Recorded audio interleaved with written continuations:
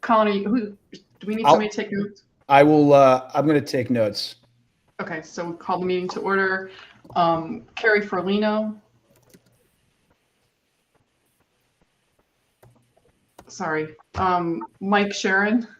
Mike Sharon, Hebron. Joe Coletti. Joe Coletti, Hebron.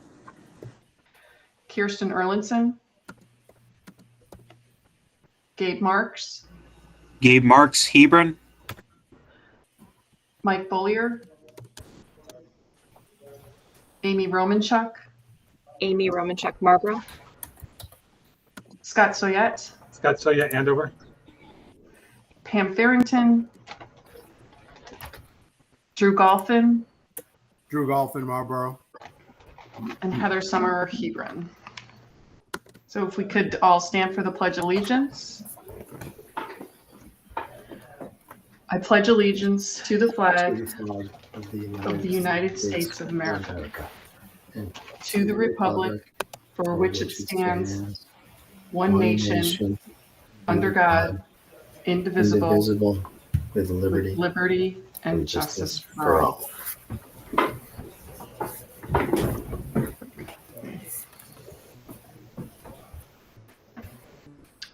Okay. So public comment. Hebron, Andover, and Marlboro community engagement and attendance at BOE public meetings is welcomed. The public comment segment of the meeting agenda is set aside so the BOE may receive public comments. Procedurally, public remarks will be limited to 3 minutes, and citizens will be asked to identify themselves. Because the BOE is limited by the Freedom of Information Act to discussing only matters on the agenda, the BOE is not permitted to engage in a discussion of the comments presented. Do we have anybody who would like to make public comment?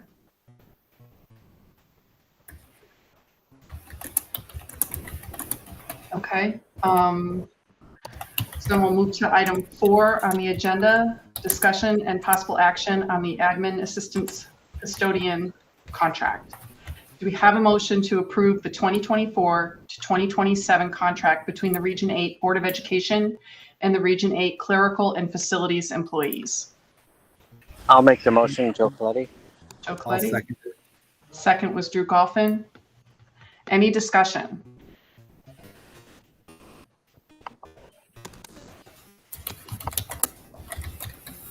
Okay, all in favor?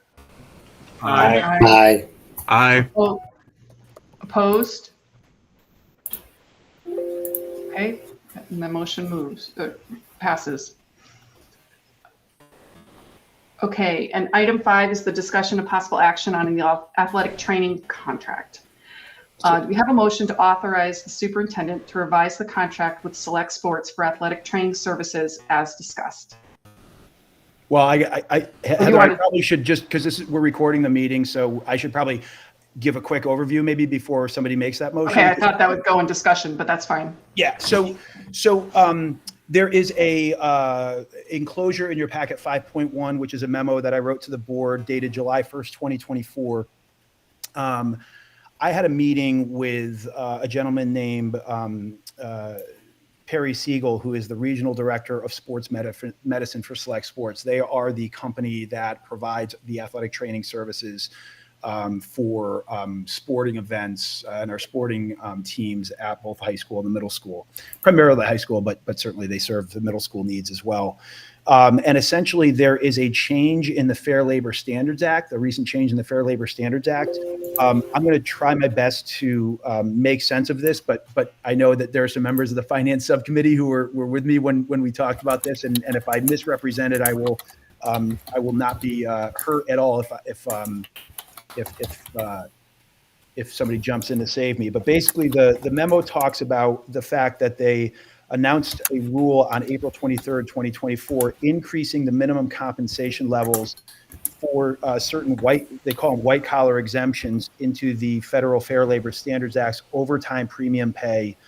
The final rule follows relatively quickly on a proposal by the Department of Labor, which took place back in September. And the rule is going to be phased in over 2 dates. The rule will increase the minimum salary threshold for the white collar or executive, administrative, or professional employee exemptions to overtime And basically what it means is that if certain people are making a certain dollar amount per week, even if they are salaried employees, salaried employees typically don't qualify for overtime. And essentially what this change in the Fair Labor Standards Act is doing is it's saying if you are a salaried employee, but you are not hitting a certain threshold, you for these types of what they call white collar positions, you may qualify for overtime pay. And our athletic trainer is a salaried employee, or I should say the athletic trainer that is hired by Select Sports is a salaried employee. And essentially there are times where that person would work beyond the 40-hour work week, and this person might qualify for overtime compensation. And essentially, as a result of this, the contracted amount that we have a 5-year contract with Select Physical Sports. Next year, we're contracted at $40,000 for our athletic training services. And essentially, that person in this position might hit the threshold and might receive be able to get or really are qualifying for overtime if they hit that overtime threshold. And so as a result, there is going to be essentially a likely financial burden, an additional unanticipated financial burden on Select Sports.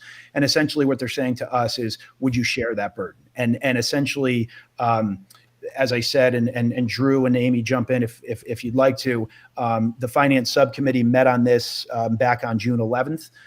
We discussed this at length, and I would encourage anybody to go back and look at those meeting minutes if they'd like to. They should be online. If they're not, I'll make sure I get them up.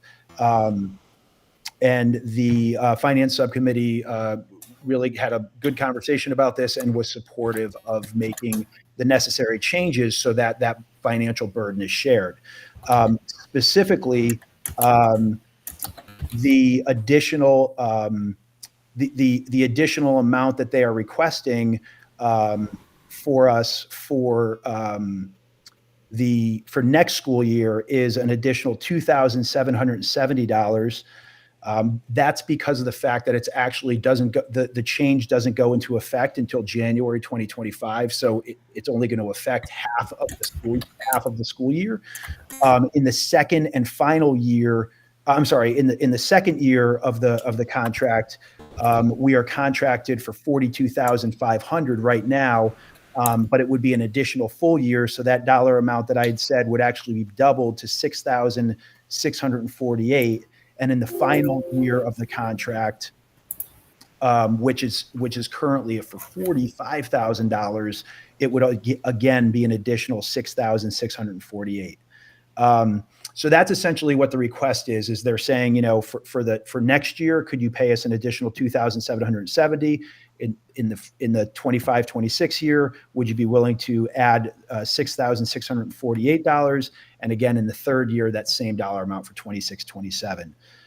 And so that's the request. Because of the fact that the board has to authorize me to enter into contracts or change contracts that we did, the board approved the initial contract that we entered into with Select Sports.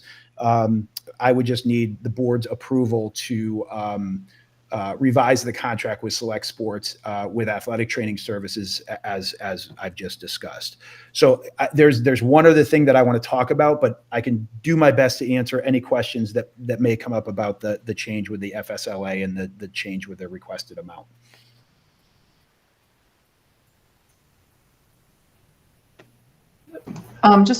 So the trainer will work his 40 hours a week through, the company, and then like if they're at the basketball game or the football game or something, that's what's running the overtime. Correct. Sometimes sporting events, the athletic trainer is, depending on the sporting event, they might have to travel to Manchester. I mean, typically they cover home games, but there are circumstances where they might work beyond 40 hours a week because, they're there from 1:30 in the afternoon until 9 o'clock at night because of a basketball game, or 9:30 at night. And then there's times where the person might come in early. They might come in at 1:30 to get ready because kids are coming down, athletes are coming down to provide, get treatments. So yeah, they could hit that 40 hours, and essentially Select Sports is saying, hey, listen, could you share that financial burden with us? And it seems right. Joe, please. Is this the same position where we I don't want to say subcontract out, but we pay, is it 0.6 or 0.7% or 0.7? No, I mean, we're paying, we're actually, so Select Sport, this is interesting, right? So the board may remember that last year, Select Sports basically came to us and said, hey, listen, we're trying to do our best to maintain people who are current employers who work for us as athletic trainers. And Heather, you may remember this. You were on the finance subcommittee last year, and they essentially came to Dan Trudeau and to myself and Eva and said, hey, listen, would you just give us some more money because we want to pay our athletic trainers more? And essentially the response of the finance subcommittee was, no, we have a contract. You bid, you gave us dollar amounts. If you didn't bid enough, why is that onus on us, right? And so what they were able, and they took it well. They basically said, okay, and they increased the rate of pay to the athletic trainer who worked at RHAM, to a higher rate that we did not take that financial hit. But they did it to maintain him as an employee. As I said, I would not anticipate if they're hiring somebody for next year for us, because it's important context to know that Ryan, who has been our athletic trainer for, I believe, 3 years at least, he actually resigned at the conclusion. He resigned not from us, but he resigned from Select Sports. He's decided to kind of go into a different field of athletic training, more of like performance improvement, like working at like an athletic training facility instead of for a local high school. And so they're, and again, this is the second part of the conversation. They are desperately trying to hire somebody, because right now, and I mentioned this at the end of the memo, if you had a chance to read it, is even with this increase, and I'm hoping that this does not happen, but we got an email from Perry Siegel from Select just about 2 weeks ago. He said, hey, we're trying to hire somebody. We have not been successful in finding somebody to serve as an athletic trainer for you guys yet for next year. We have not been able to fill this position. And it's from a financial standpoint. And it's also just because there's not a lot of people. We talk, and everybody knows there's a pretty significant teacher shortage. Well, what I've learned through this process is there's also a pretty significant athletic trainer shortage as well.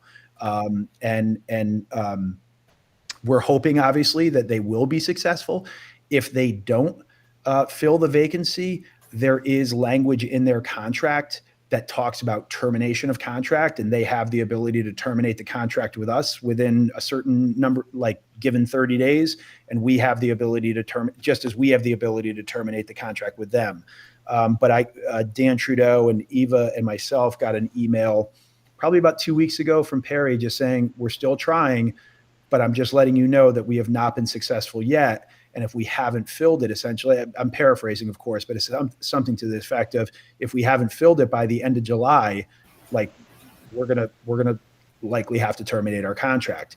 So I'm working with our attorney to make sure that there's nothing that we could do with the contract language that it is, to kind of push back on that. I've been in communication with Perry to say, hey, if you can't have somebody there 5 days a week doing practice, like Ryan's here for everything. He's here, like I said, at 1:30 in the afternoon all the way until the end of sporting events, every night that we have one in the fall, winter, and spring. But hey, you might not be able to have somebody there for practices, but could you have somebody there at least for games? It might be somebody who's more of an itinerant who just kind of floats around. It's not as, it's not as desirous of a structure as we'd like. It's, Ryan was like a part of our staff. I mean, he knew all the kids, he knew all the coaches.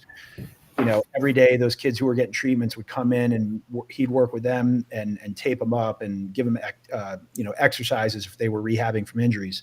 And the other thing is if they do break the contract and they are not able to provide like itinerant services for us, Dan Trudeau and myself have been reaching out and communicating with people about, hey, what other options exist. And I'll be honest with you, if Select breaks our contract and we need to find somebody, and if I might come back to the board and say, we need to hire somebody at a full-time level, right? Pay somebody maybe a full-time salary to work 10 months, just like we do with teachers, and come up with what is an appropriate salary, do a market analysis. I mean, that might be a way that we could attract an employee to come work for us if we can find candidates to do so.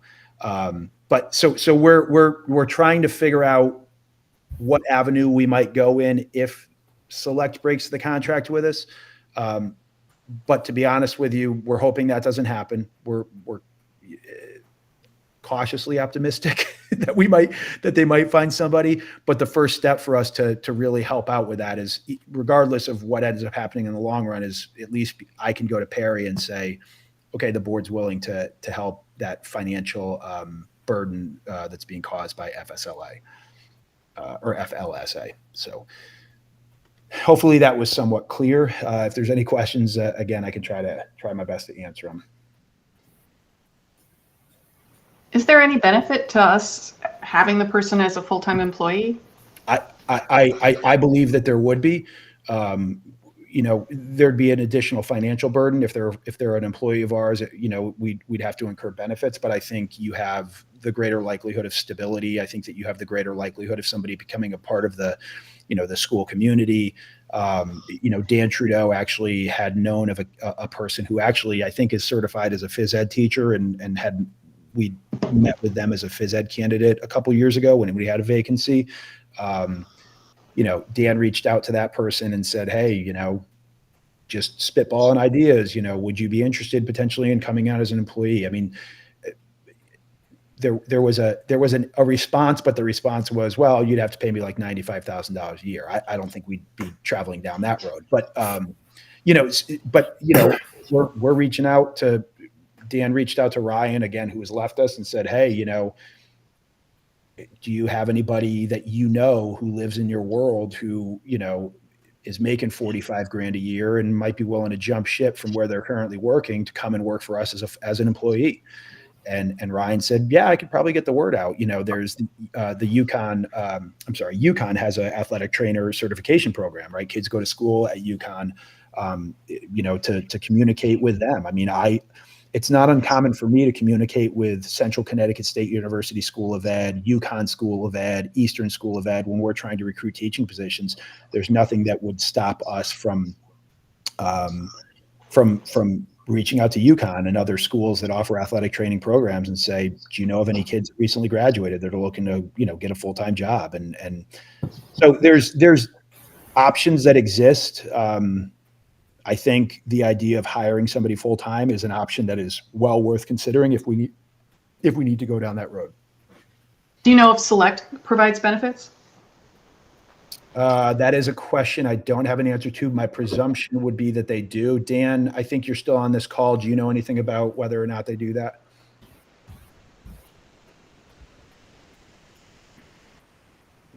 He may have jumped off. I don't know if he's still here. No, I am still on. Yeah, they provide a minimal level of benefits. Thanks. Oh, that might be appealing then. Oh, it definitely would be.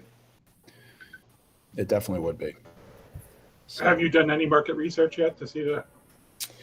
I have not traveled down that road yet because I just got the 2-week notification. I just got the the notification about 2 weeks ago saying, hey, this might not work out. But there's, and again, Dan, you could jump in if you'd like to. I am not aware of too many school districts in our area that have their own employee as an athletic trainer. I think that model might exist, but I think it might be more along the Gold Coast. Dan, am I remembering that correctly? Yeah, very few employ their own athletic trainer. There's other schools that are in a similar situation than us and have been in this similar situation for longer than us, that have, they've made the attempt to switch it over to a full-time employee, and even there, with the shortage, they are struggling at this point to fill those positions. So, there's numbers out there, but it's not a large amount of schools that are employing. Most schools are still relying on these type of contracts. Yeah, I think the athletic trainer shortage, as I understand it, is even more significant than the teacher shortage. They're just the programs aren't, and I think, and Dan can correct me if I'm wrong, I think part of the reason is they've kind of created. Dan and I were talking about this earlier today. Part of the problem is these kids are.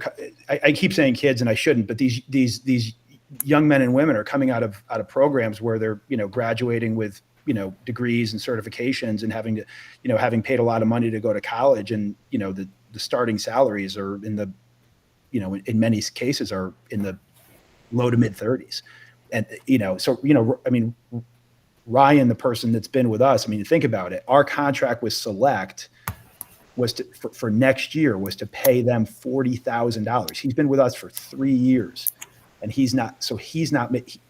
I don't know what his specific financial situation is. But think about it. If they're bidding at $40,000, that would have been his 4th year with us. The individual who is in that position isn't going to be able to be making much more than that with Select. So it's a flawed. How we're trying to make the teaching career more attractive by, better pay, better benefits, better quality of work, life. Like athletic training do the same thing, because that's one of the reasons why there's such a shortage. It's worse than teachers. So I don't want to. I'll stay on and talk about this as long as board members want to. What I would say though is, for the purpose of tonight, I'm hoping that the board will approve me to modify the contract as we've adjusted with Select. If we find ourselves in a situation where they've broken the contract with us, you will hear about that from me when we convene in August, because and there'll be some conversations that I have with board members about, hey, this is what we're going to have to do. I mean, again, Dan's already digging in and finding out companies that offer, game coverage. I've reached out to a couple of my superintendent colleagues to find out what are some of the things that they're doing when they find themselves in a situation. I mean, we'll figure that out if and when we get there. But the first step is, let's get this contract changed and hopefully and keep our fingers crossed. So I'll make a motion that we accept the new contract terms that you've outlined in your memo. Yeah, so I think the specific motion would have to be to authorize me to revise, or maybe you want to amend it to authorize the superintendent to revise the contract with Select Sports for athletic training services as discussed. Yes. Okay. So I'll make the motion to authorize the superintendent to make the modifications to the Select services contract as described. We need a second. I'll second. Mike, Sharon. Any other discussion? Joe? No. All in favor? Aye. Aye. Aye. Opposed? Okay, the motion passes. Great. And the final thing is, do we have a motion to adjourn? Well, we don't have a public comment thing at the end too? No. We don't usually do public comment at the end of special meetings and subcommittee. Oh, okay. Good. Okay. I'm still learning. Motion to adjourn. You just want to hear me read it again, don't you, Joe? Yeah. I want to make you work, Heather. So I make a motion that we adjourn to the special meeting. I'll second. second. All in favor? Aye. Aye. Aye. Anyone opposed? Have a good night. Thank you, everybody. I appreciate it. See you, everybody. See you.